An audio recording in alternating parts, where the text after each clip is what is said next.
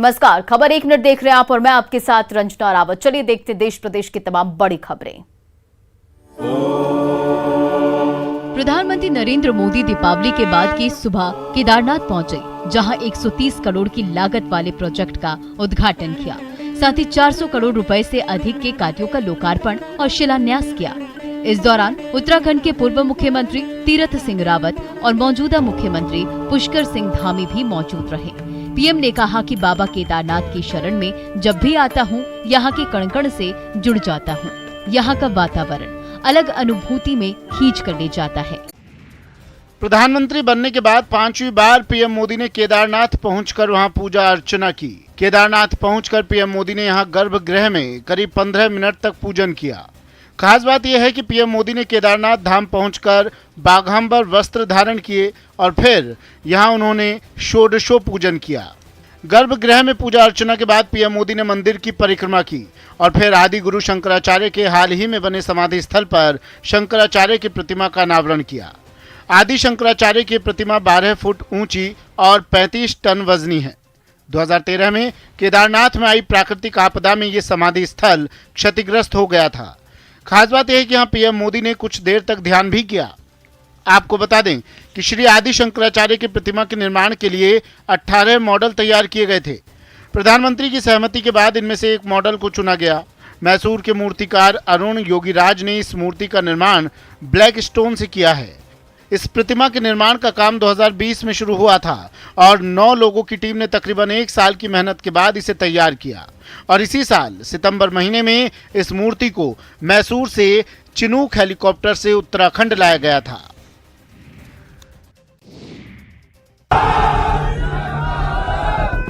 मैं मेरे परिवारजनों के बीच मनाने के लिए आता हूं। प्रधानमंत्री नरेंद्र मोदी जम्मू कश्मीर के राजौरी के नौशेरा में जवानों संग दिवाली मनाने पहुंचे, जहां उन्होंने शहीद जवानों को श्रद्धांजलि दी और जवानों को संबोधित करते हुए कहा कि ये उनका वो परिवार है जिसके साथ उन्होंने अपनी हर दिवाली मनाई है। पीएम ने अब जवानों का हौसला तो बढ़ाया ही, इसके अलावा उनके गौरवशाली इतिहास को भी याद किया। उन्होंने नौशेरा के जवानों को बहादुर बताया और कहा कि दुश्मन जब इस धरती पर कदम रखता है तो उसे मुंह तोड़ जवाब मिलता है। नौशेरा ने हर युद्ध का, हर छद्म का, हर षड्यंत्र का माकूल जवाब देकर कश्मीर और श्रीनगर के प्रहरी का काम किया। बिहार के गोपालगंज में जहरीली शराब पीने से मरने वालों की संख्या में लगातार इजाफा होता जा रहा है। इस मामले पर डीएम डॉक्टर नवल किशोर चौधरी का कहना है कि शुक्रवार सुबह तक गोपालगंज में 9 लोगों की मौत हो चुकी है। सभी शवों का पोस्टमार्टम करा दिया गया है। 3 जगह की गई छापेमारी में अब तक 3 लोगों को गिरफ्तार किया जा चुका है। गिरफ्तार किए गए लोगों के घर से देशी शराब के पाउच मिले थे। डीएम ने बताया कि इमरजेंसी के लिए मेडिकल की टीम को तैयार कर रखा है। गोपालगंज मौत मामले में मोहम्मदपुर के थाना अध्यक्ष को सस्पेंड कर दिया गया है। साथ ही नया थाना अध्यक्ष राजेश कुमार गुप्ता को बनाया गया है। उत्पाद विभाग लगातार बैकुंठपुर के बहरामपुर में छापेमारी कर रही है। साथ ही पुलिस की टीम ने भगवापुर बाजार मशान थाना गांव में भी छापा मारकर अवैध शराब की भट्टियों को ध्वस्त किया। शराब धान के खेतों में छुपा कर रखी गई थी।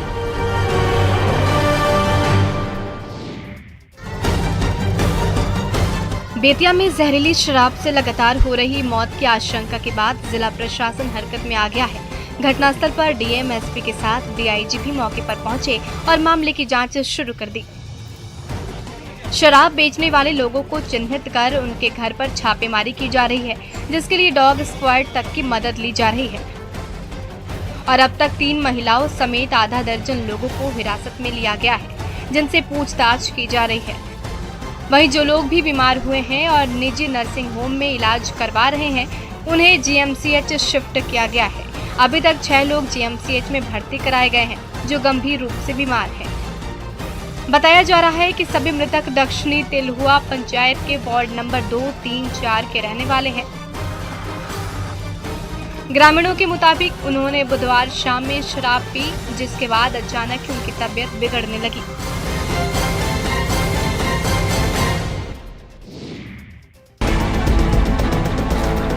छपरा के मशरक में बीती रात 3 दुकानों में लगी आग से 5 लाख की संपत्ति जलकर स्वाहा हो गई। शॉर्ट सर्किट से लगी आग पर फायर ब्रिगेड की टीम ने काफी मशक्कत के बाद काबू पाया। बताया जा रहा कि बड़वा घाट बाजार में 2 दुकानों में बिजली के शॉर्ट सर्किट से आग लग गई, जिससे 3 दुकानें जलकर राख हो गई।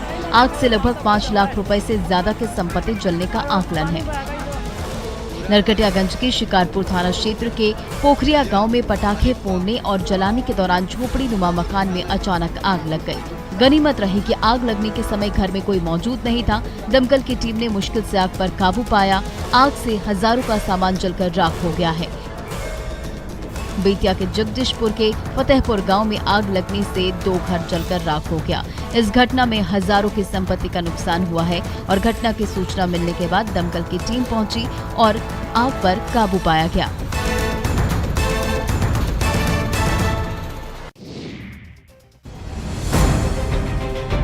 भोजपुर के बड़हरा थाना क्षेत्र के फुआ गांव स्थित राजकीय प्राथमिक विद्यालय के समीप दीपावली की शाम 2 पक्षों के बीच मारपीट और फायरिंग की गई। फायरिंग के दौरान गोली लगने से एक मासूम की घटनास्थल पर मौत हो गई। बच्चे को गोली सिर के पिछले हिस्से में लगी और दीपावली के दिन घटी घटना के बाद गांव के आसपास के इलाकों में सनसनी मच गई। वहीं परिवार के लोगों का रो रो कर बुरा हाल है। पुलिस ने शव को अपने कब्जे में लेकर उसका पोस्टमार्टम सदर अस्पताल में करवाया। इसके पश्चात पुलिस मामले की छानबीन में जुट गई है। जानकारी के मुताबिक मृतक बालक फुआ गांव निवासी राजमोहन रजक का 8 साल का बेटा प्रियांशु रजक था। मृतक के चाचा ने बताया कि वो गुरुवार की शाम दुकान पर जा रहा था और रास्ते में गांव में स्थित फील्ड के पास जुआ खेल रहे 2 पक्ष के लोग आपस में भिड़ गए। तभी एक पक्ष के द्वारा फायरिंग कर दी गई, जिसमें उसे गोली लग गई और उसकी घटनास्थल पर ही मौत हो गई।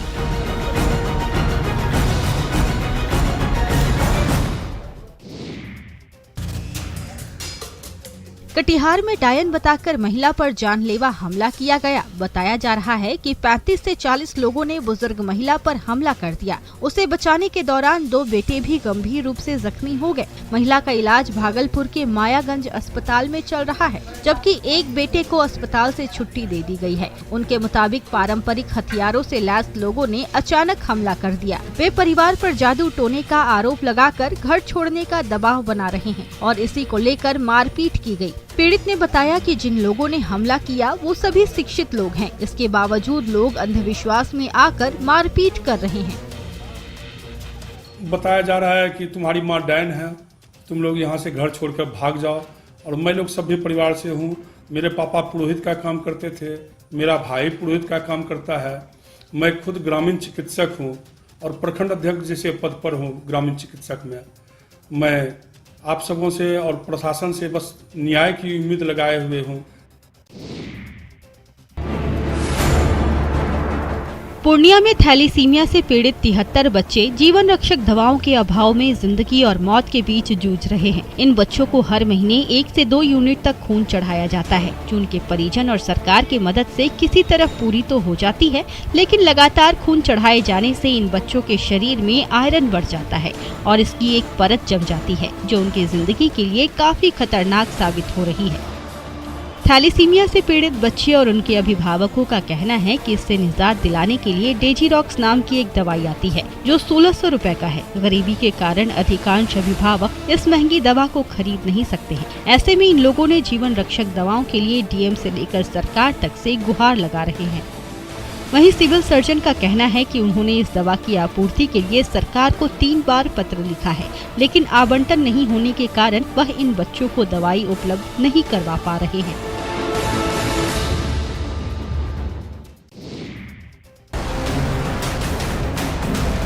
समस्तीपुर के रोसड़ा थाने में जमकर हंगामा हुआ। उपद्रवियों ने थाने में घुसकर तोड़फोड़ की और काफी देर तक अफरा तफरी मची रही।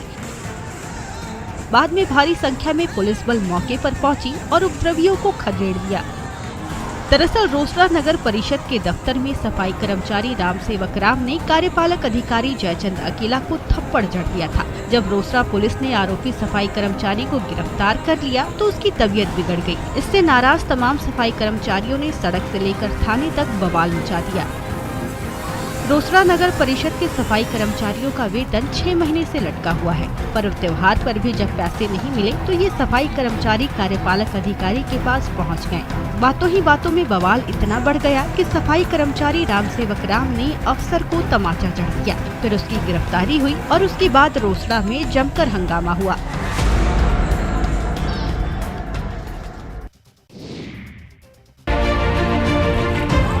गिरिडीह के बगोदर प्रखंड के अटका में बैंक ऑफ इंडिया के ब्रांच में देर रात अचानक आग लग गई। इस भीषण आग में बैंक में रखे कंप्यूटर के साथ ही इलेक्ट्रॉनिक उपकरण और कुछ कैश भी जलकर राख हो गए। अभी तक नुकसान का आकलन नहीं हो सका है। आग लगने की वजहों का पता लगाने में पुलिस जुटी हुई है। बैंक ऑफ इंडिया की जो भी कंप्यूटर वगैरह है वो क्षति हुई है। कैश का कुछ ज़्यादा नहीं था, क्योंकि शाम को हम लोग कैश स्कॉट करवा दिए थे और जो भी क्षति हुआ है उसमें बैंक प्रबंधक से मिलकर हम लोग उसमें जो भी आगे की विधिवत कार्रवाई होगी उसमें कार्रवाई की। आग लगने के कारणों का कुछ खुलासा हो पाया? फिलहाल तो शॉर्ट सर्किट माना जा रहा है, लेकिन इसमें जाँच होगी। जाँच के बाद ही पता चल पाएगा कि आग किस कारण लगी है। आशंका जताई जा रही है कि आग शॉर्ट सर्किट से लगी होगी। आग लगने की जानकारी मिलने के बाद स्थानीय लोगों ने अपने स्तर से उसे बुझाने की कोशिश की। घंटों की मेहनत के बाद आग पर काबू पाया गया। इधर बगोदर विधायक विनोद सिंह भी मौके पर पहुंचे और घटना की जानकारी ली।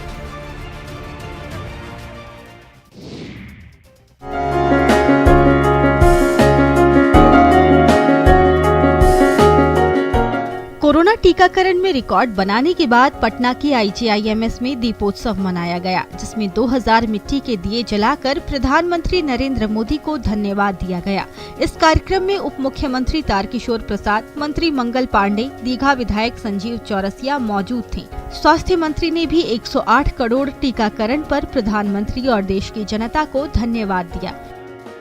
108 करोड़ टीके लगभग आज देश में पड़ चुके हैं और इस टीके के पड़ने के कारण जो कोरोना पे नियंत्रण हुआ है वह दिखाई पड़ रहा है। दिया जला के इस बात की खुशी प्रकट कर रहे हैं और प्रधानमंत्री जी के प्रति आभार व्यक्त कर रहे हैं, मुख्यमंत्री जी के प्रति आभार व्यक्त कर रहे हैं कि इस टीके के कारण और हमारे नेतृत्व के प्रयासों के कारण देश एक बार इस संकट के दौर से बाहर निकला है, फिर से खुशियां वापस आई हैं।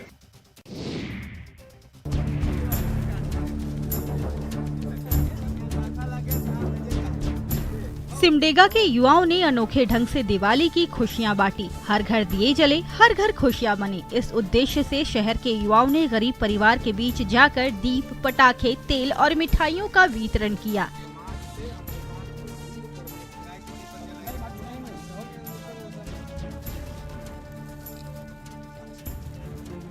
दीप और तेल पाकर जहां महिलाओं के चेहरे पर मुस्कान दिखी, वहीं पटाखे और मिठाई पाकर गरीब बच्चे भी खुश नजर आए। सरना सनातन धर्म के लोग हैं जो अपनी संस्कृति से दूर जा रहे हैं, उन्हें संस्कृति से जोड़े रखने के उद्देश्य से, उनके परिवार, उनके चेहरे पर मुस्कान लाने के उद्देश्य से हमने एक छोटा सा प्रयास किया है। बच्चों और महिलाओं के साथ हमने दीपावली का त्यौहार मनाया है, उनके बीच दीपावली की मिठाई का वितरण किया है, मिट्टी के दीपक दिए हैं, साथ ही पटाखे भी दिए हैं।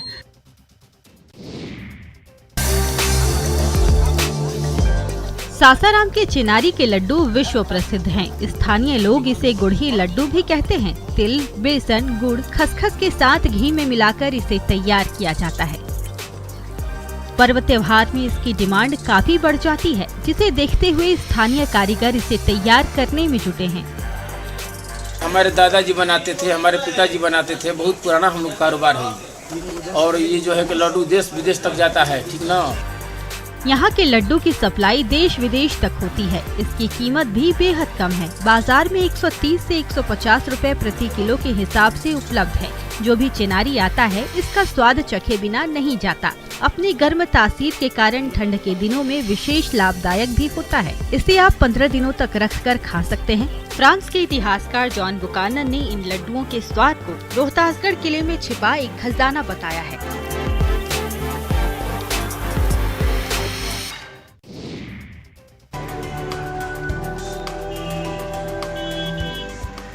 दिवाली का त्योहार हो और मिठाइयों का जिक्र न हो और वह भी औरंगाबाद के अम्बा के गुड़ के लड्डू का, तो शायद दीपावली की मिठास फीकी ही रह जाएगी। अम्बा के सोंधे और स्वादिष्ट गुड़ की मिठाइयाँ लोगों की पहली पसंद है। दीपावली के मौके पर इसकी मांग बढ़ गई है। दुकानदार ग्राहकों की मांग को देखते हुए लड्डू तैयार कर रहे हैं। बेसन, चावल, गुड़ और सूखे मेवे से इसे तैयार किया जाता है। अम्बा के गुड़ के लड्डू का दिवाली में खास महत्व है।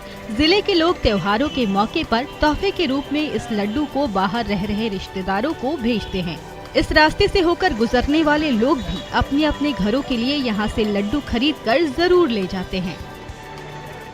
अब तो इतनी प्रचलित हो गई अम्बा की गुड़ की मिठाई कि अब बेटी लोग भी, बहन लोग भी डिमांड करती है, पापा जी, चाचा जी अगर आ रहे हैं तो अम्बा के गुड़ की मिठाई लेकर के ही आएंगे। दिल्ली और एनसीआर में पटाखों पर बैन के बावजूद खूब आतिशबाजी हुई और इस आतिशबाजी की वजह से हवा की गुणवत्ता इतनी खराब हो गई है कि अब ये सांस लेने लायक भी नहीं रही। दिल्ली के कई इलाकों के साथ ही यूपी के नोएडा और गाजियाबाद में भी AQI 999 रिकॉर्ड किया गया। सुबह भी हवा का AQI लेवल 999 पर बरकरार था। गौरतलब है कि जब AQI मापा जाता है उसमें अधिकतम 999 ही रिकॉर्ड किया जा सकता है। दिल्ली में जवाहरलाल नेहरू स्टेडियम में सुबह 6 बजे PM 2.5 की सांद्रता 1164 माइक्रोग्राम प्रति मीटर क्यूब थी। ये स्थिति सामान्य से 60 माइक्रोग्राम प्रति मीटर क्यूब से लगभग 20 गुना खराब है। जनपद की बात करें तो प्रदूषण मीटर 2.5 की सांद्रता 655.07 थी, जो इस मौसम का अब तक का सर्वाधिक स्तर है। खास बात यह है कि दिल्ली के आसमान में धुंध की मोटी चादर भी छाई हुई है और यहाँ कई लोगों ने गले में खुजली और आंखों में पानी आने की शिकायत की है। काजीरंगा राष्ट्रीय अभयारण्य में पर्यटकों के लिए हाथी सफारी का शुभारंभ कर दिया गया है। हाथी सफारी शुरू करने से पहले परंपरा मुताबिक हाथी और पर्यटकों की मंगल कामना करते हुए महावतों ने हस्ती पूजा की। कोरोना प्रोटोकॉल का पालन करते हुए कहरा वनांचल के मिहिर मुख में वन विभाग की 10 हाथी से हाथी सफारी की शुरुआत की गई है। इस बार राष्ट्रीय उद्यान के बागरी वनांचल में DFO रमेश गोगोई ने हाथी सफारी का शुभारंभ किया। आपको बता दें, इससे पहले 1 अक्टूबर को काजीरंगा राष्ट्रीय उद्यान में जीप सफारी की शुरुआत हुई थी। खास बात यह है कि जीप सफारी शुरू होने के बाद से 18,000 से ज्यादा पर्यटकों ने इस राष्ट्रीय उद्यान का भ्रमण किया था, जिससे काजीरंगा राष्ट्रीय उद्यान को लगभग 35 लाख रुपए का राजस्व मिला है।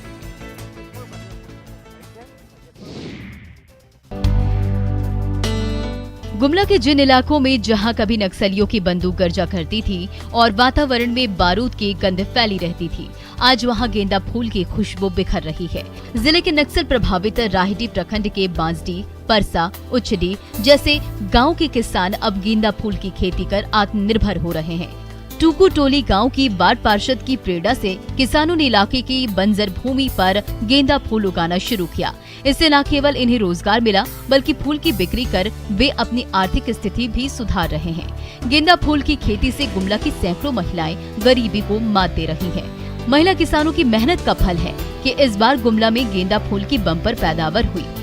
दीपावली पर्व के मौके पर गेंदा फूलों को बाजारों में बिक्री के लिए लाया जाता है। किसान बताते हैं कि सब्जी की खेती की तुलना में गेंदा फूल की खेती में सब्जी की खेती से कम मेहनत लगता है और लागत भी कम आती है। इसके अलावा सिंचाई भी उससे कम करना होता है।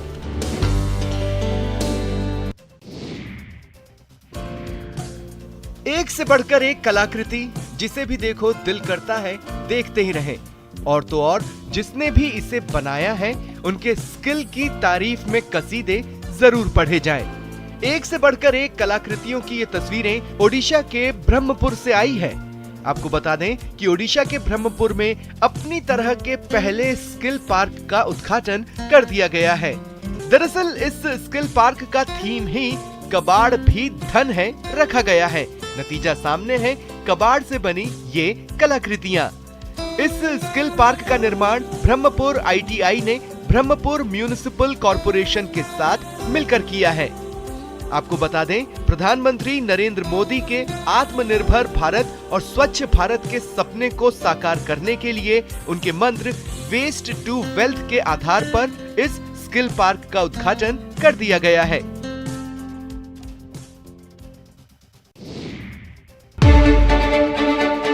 गांव में राजनीतिक समझ को बनाए रखने में मुखिया सबसे अहम भूमिका निभाते हैं, इसलिए पंचायत चुनावों को निचले दर्जे का समझना भूल हो सकती है। आखिर ये ग्रामीण समझ और ग्रामीण विकास का मामला है। इस बार लगता है कि बात कुछ और है, क्योंकि ग्रामीण जनता पिछले चुनावों से काफी सबक ले चुकी है। इस बार वे ये नहीं चाहते कि कोई भी आए और मुखिया का पद संभाल ले। जनता हर पहलू पर परख कर प्रतिनिधि चुन रही है। ऐसी प्रतिनिधि है रोहतास के शिवगंज की मुखिया श्वेता सिंह, जो इन दिनों चर्चा में हैं। श्वेता सिंह मूल रूप से एथलीट हैं और 24 साल की उम्र में शिवपुर पंचायत से मुखिया बनी हैं। आज भी श्वेता घंटों मैदान में पसीना बहाती हैं। 200 मीटर और 400 मीटर रेस के अलावे लंबी कूद के स्पर्धा में राज्य स्तरीय टूर्नामेंटों में कई मेडल भी श्वेता जीत चुकी हैं। श्वेता के मुखिया बनने से खिलाड़ियों में भी उत्साह है।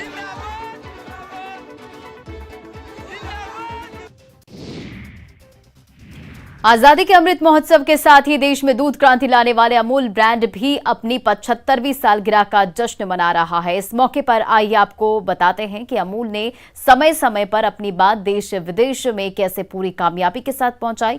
अमूल के अनूठे अंदाज में अपने प्रोडक्ट की जानकारी लोगों तक पहुंचाई और अमूल हर विज्ञापन नई कहानी कहता है। अमूल की कोशिश रहती है कि अपनी बात निराले और दिलचस्प अंदाज में आप तक पहुंचाए। आइए देखते हैं अमूल की एक अमूल्य कहानी।